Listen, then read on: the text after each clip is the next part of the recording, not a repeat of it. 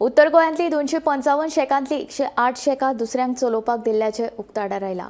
पर्यटन खात्यान सुमार 35 शेक धन्यांक नोटीसी जारी केल्या, अशी माहिती पर्यटन मंत्री रोहन खंवटेन दिली। फाटल्या म्हयन्यांत हरमला शेक कर्मचाऱ्यांनी मारपीट केल्ल्यान एकल्याक मरण आयिल्लें।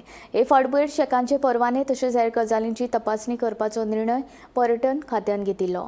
नेम मोडपी शेक धन्यां आड कारवाय करपाची मोहीम खात्यान सुरू केल्ली।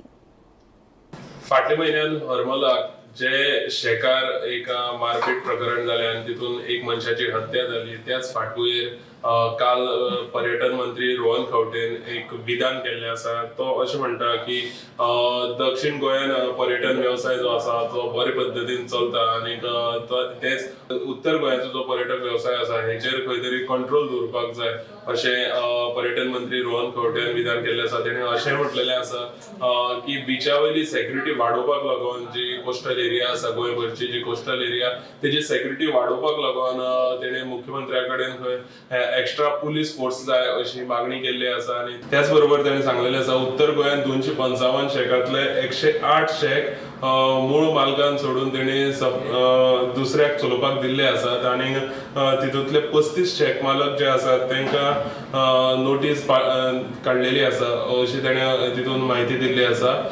सो फाटल्या म्हयन्याक हरमल हांगा जाल्ले खून प्रकरण आनीक ह्या प्रकरणाच्या फाटभुंयेचेर हें विधान पर्यटन मंत्री रोहन खंवटेन केल्लें आसा।